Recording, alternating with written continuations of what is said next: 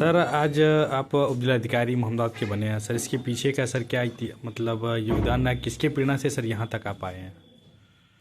प्रेरणा तो मेरे पिताजी ही रहे प्रेरणा के स्रोत। हम्म। मतलब उन्होंने शुरू से ही पढ़ाई पे फोकस कराया हम लोगों को। हम्म। मैं कक्षा 4 में आ गया था गोरखपुर पढ़ने। पहले मैं प्राइमरी में पढ़ता था, वहाँ से चौथी में गोरखपुर आ गया। प्राइमरी सर क्या गवर्नमेंट कॉलेज हाँ, थे? गवर्नमेंट कॉलेज थी वो।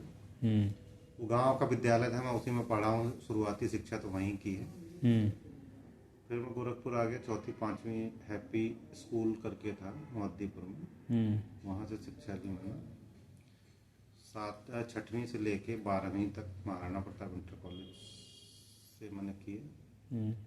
फिर गोरखपुर से ही सर या? हाँ, गोरखपुर से। गोरखपुर से। फिर मैं चला गया कानपुर HPTI में, वहाँ से मैंने बीटेक किया। बीटेक के बाद मुझे प्राइवेट सेक्टर की नौकरी मिली, तो मैं दिल्ली चला गया। कुछ दिन मैंने दिल्ली में जॉब की। पिताजी को प्राइवेट सेक्टर की जॉब पसंद नहीं थी, तो उन्होंने फिर वापस बुला लिए। फिर हमें सिविल सेवा की तरफ अग्रसर किया उन्होंने। कितने सर वर्ष लगे आपको ये सिविल सेवा में आने में? कितने वर्षों तक तैयारी किए सर? उस समय क्या क्या फाइनली समस्या? तो मुझे 4 साल लग गए। मतलब स्टार्टिंग से लेके ज्वाइनिंग तक में 4 साल लग गए।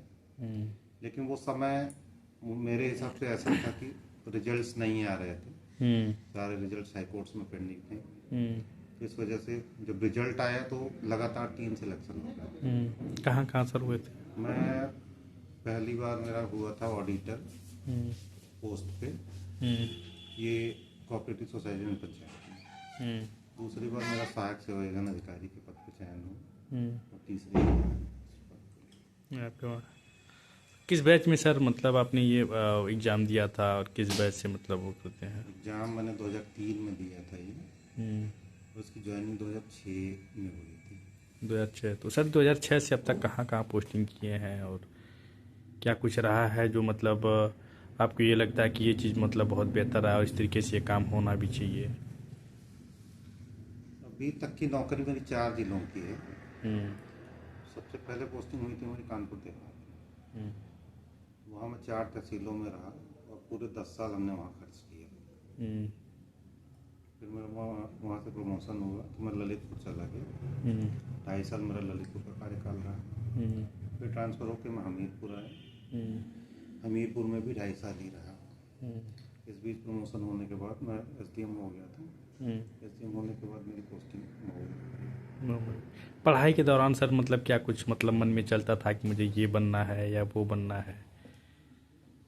बनने की इच्छा पढ़ाई के टाइम पे तो नहीं थी मेरी। मुझे ये लगता था कि जो मैं कर रहा हूँ वो अच्छे से करूँ। सारा फोकस हमारा अच्छा करने में होता था। वो अच्छा करने की वजह से मुझे एडिशनल प्रयास नहीं करने पड़ते थे किसी कंपटीशन के लिए, या किसी ये जो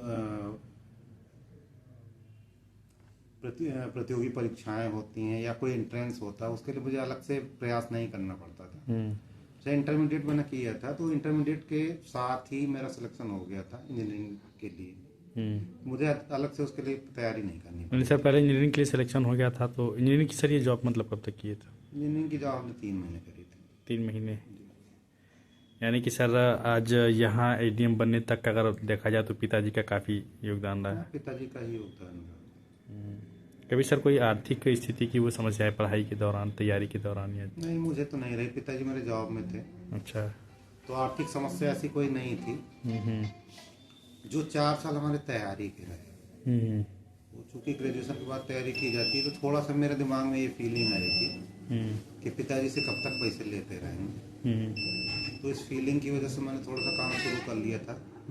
तैयारी के समय सर मतलब पार्ट टाइम काम भी पार्ट टाइम में करता था। पार्ट टाइम क्या, जो खेती में मैं सहयोग करता था। अच्छा, खेती में सहयोग करते थे? हमारे यहाँ जो ट्रैक्टर था उसको मैं किराए पे भी चला लेता था। अच्छा। तो उससे एक आमदनी का स्रोत हो गया था मेरे लिए। मैं अपनी किताबें और जो भी स्टेशनरी होती थी उन्हीं पैसों से ही खरीदता। यानी सर अगर कहा जाए तो खेतों में ट्रैक्टर चला के परीक्षा की तैयारी किए, तैयारी करके आज यहाँ तक आए, ये कहा जा सकता है। आज के डेट में सर अब जैसे कि किस प्रकार का काम ये आपको अच्छा लगता है कि ये काम हम करते हैं तो हमें काफ़ी मतलब खुशी मिलती है।